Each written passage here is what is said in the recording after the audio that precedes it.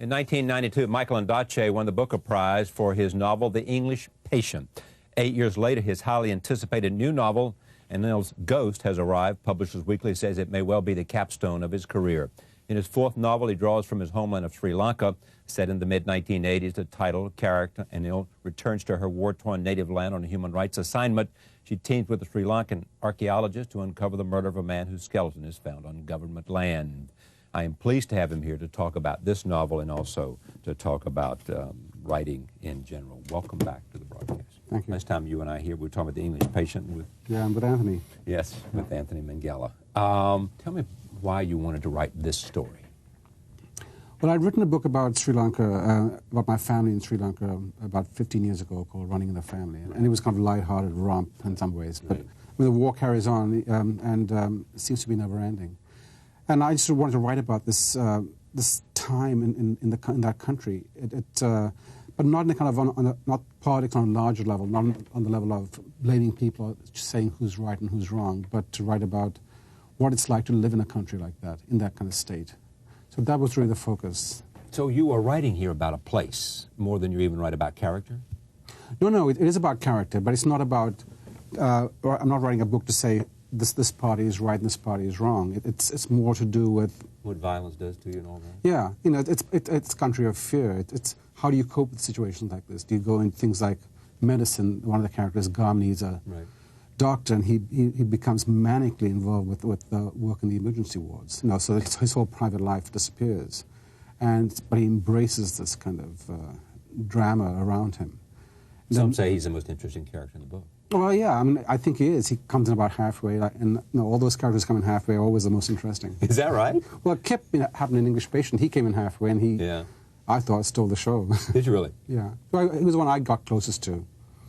So in a way, you're writing with 2 or 3 characters, and suddenly somebody enters, and that's when the drama doubles for me. But she is the interesting. I mean, she's the lead character. She is. Why choose a woman? I just wanted to see what a woman would do in that very male world, I think. Who had left that world to come back as a forensic specialist. And got involved in identification. Right. But she wanted to come back to look at human rights violations and other things. Well, I mean, she comes back in a kind of grudging way. She comes back to the country that she was born in, but is now a complete stranger to. So she has to become re-educated into that country. And the archaeologist she's teamed with is the man who's sort of teaching her what the country has become and is warning her about her directness, her determination, which in the West can be a virtue, but in a place that's war-torn and politically tense could be quite dangerous.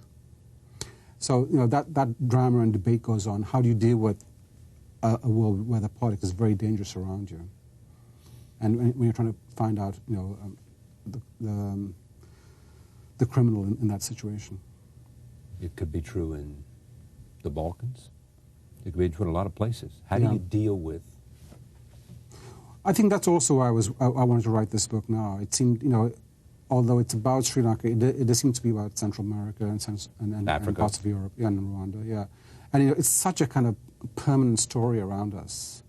And it's very difficult for us, the West, to kind of imagine being in that situation. We see the headline, we see the photograph, and then it's replaced by another country. And so I just want to get in there and kind of have the reader in that landscape and talk about how people can become heroic in that situation and become worthy. And this story, the search to identify Sailor, and how you figure out. Well, you have all the kind of the drama of forensics and stuff like that, which is. And is this a device for you, or does this have interest for you? It is a device, but I also am fascinated by any kind of work. When people are focused on a trade in any way, I find that fascinating. So whether it's a forensic specialist or an archaeologist or a doctor, that kind of how that career determines their personality. That's what interests me. How that career determines a personality, or how the choice of that career is dictated by personality? Or? No, I think it affects personality. So the Kip in English Patient, for instance, being a sapper, being a bomb disposal person, has a character that is kind of created out of that kind of profession. The way you're you are in a way partly created by your professional. I am as well. And how is your personality? How does your career, writer? Well, I'm someone who, I'm alone most of the day from about 9:30 till about 4 every day. That makes me kind of very self-sufficient. It makes me someone who needs to be alone and to work and to think alone. All those things are there. So that kind of does in a way govern how you live with other people in a way. There's no great romance going on here. There's a lot of frustrated romance. Yeah, but that's about the past and failure, right? Well, I think lost love. I think one of the things that happens is that, in this book, which is really about people, the country separating, it's a country breaking up, by focusing on that element in the novel for so long, or 5 or 6 years, what happened was that everything in the book was about that. So that the love stories were about breakups, the attempted love story is sort of repressed. So it becomes a very celibate world in the middle of all this kind of tension. You do that by flashback? There's some flashback. We have a lot of Anil in America, a bit more of a raucous life there than it is in Sri Lanka, certainly. You left Sri Lanka when you were what? I was 11. 11, to go to school in London. Yeah. And I've gone back a lot over the last, number of years. I go back usually every year if I can. For how long? About a month or two, usually, if I can. What's the pull back for you other than just it is home? Well, that's pretty big. It's a country I love, It's in spite of the fact that it's a tragic country, it's also a remarkable country, And one of the reasons I wanted to write about the archaeology in the book is that it's a very complex, intricate, ancient culture. It's not just a contemporary war zone. It has a huge history. That's fascinating, and I find that really interesting. I would think that would be a great part about writing. I mean, you can decide, I want to know more about the archaeology. I want to know more. Mm-hmm. And so the way I'm going to do this is I'm going to write about it. Exactly. I'm going to find out about it so that I can... Well, I mean, that's the real pleasure of writing. It's like a free education in a way. You kind of go, okay, I'm interested in bridge building, or I'm interested in bomb disposal, and so I can research that. I can go and talk to people who are doctors and working in emergency rooms and stuff like that. And I have no pride in this question, but where are you in these characters? Where would I see you? I think I'm in most of the characters there, I would say. I'm in Anil, I'm in Gamini. Where are you in Anil? Well, I'm the person who was born in Sri Lanka, and I'm going back. Right, exactly. I'm Gamini in a way because I'm a younger brother, and there's there are a few scenes in the book that I kind of drawn from my own childhood, I suppose. With your older brother. Yeah, but mostly about myself. There was a scene in the book where Gamini kind of tries to shoot out a flame on a candle with an air rifle, and gets help from his relatives, and that was something that came out of my childhood too. There's also this is also like English Patient, in which you have two men in love with one woman. It seems to be a constant problem. A constant problem or a constant recurring theme? A recurring theme. Let's put it that way. Yeah, for you. Yeah. Well, not for me, but I'm just that's the drama of writing fiction. You can't. One person in love with one woman is okay, but two is more interesting. It's interesting. Yeah. She's trying to recapture what? I mean, this interesting woman is trying to recapture what?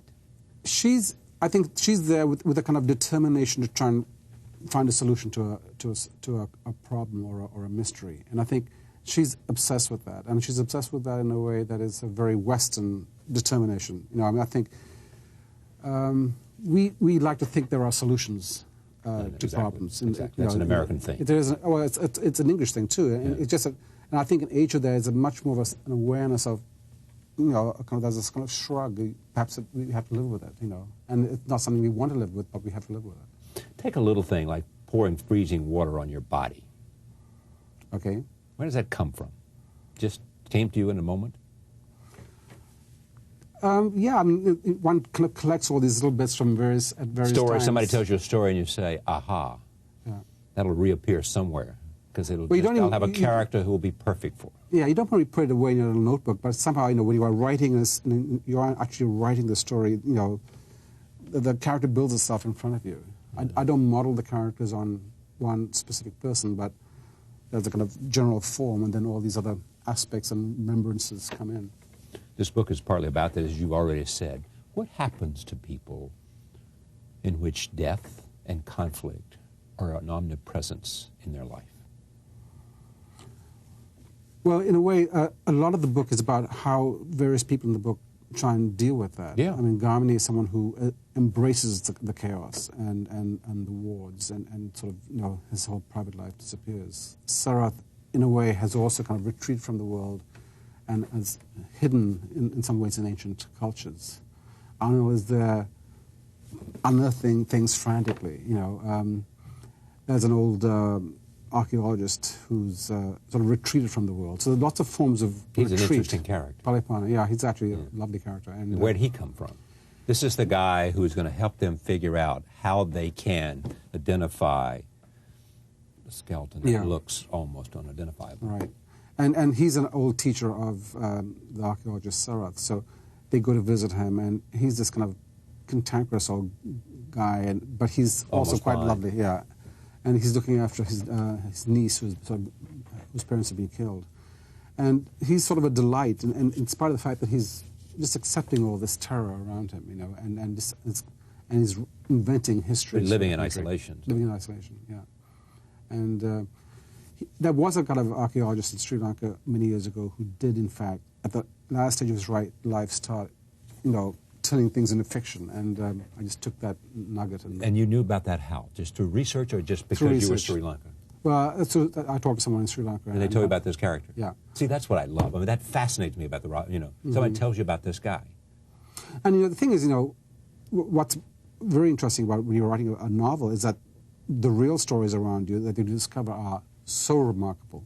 You know, who'd have thought that a major archaeologist could suddenly kind of slip into fiction at the last stage of his life?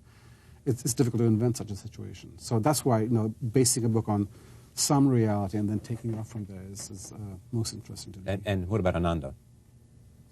Ananda is this guy who is an artist whose Paint job... eyes on... He's paid the eyes on the Buddha statues, and, you know, the statue is nothing until the eyes are painted, and then it becomes a god. And that's how they're going to identify Sailor. Well, that's his job. Then he helps identify the skull. He recreates the skull. So it has a... Yeah, has a face. But, you know, the interesting thing about the eye painting is that the artist is never allowed to look into the eye directly when he's creating. He always has to paint with his back to the eye. Exactly. Because it's unholy, or... It's sacrilegious to a certain extent, you know, to be there in the actual creation of the god. So you are looking at it through a reflection. You think this is your best book? It was the most difficult book to write and most painful book to write, so I hope it is. Why painful? Well, you're dealing with a subject that's very, very difficult. What, you know, the ravages of war? Yes, the ravages of war. It's also about ravages of a country which I'm very close to. So that was painful, but I probably is my best. I mean, it's, in a way, it was the book I was most focused on in some way, and found most difficult, so I hope that is the best. Still edit brick? Yes, we do, yeah. You and your wife, right? Yeah. And it... you live in Canada now? We live in Canada, and it comes out 2 or 3 times a year. Okay, congratulations on this. It's a great story, and people are raising interesting questions, and it takes you on a journey to a place you may not have ever been, and tells you a story about ancient culture as well as a contemporary culture set in terms of people trying to live, you know, with the constant fear of events around them, you know, and they see horrifying violence. One day you see young kids, and the next day you see heads on stakes. Mm-hmm. Yeah, but there's some hope, hopefully. There's hope. Where's the hope? I think the hope is strangely in the characters. You know, that the people in the story are people who are, you know, gracious and in the end very honorable. I think that's where all hope lies. I do too. Thank you, Michael. Thank you. From the author of The English Patient, Michael Ondaatje, Anil's Ghost. We'll be right back. Stay with us.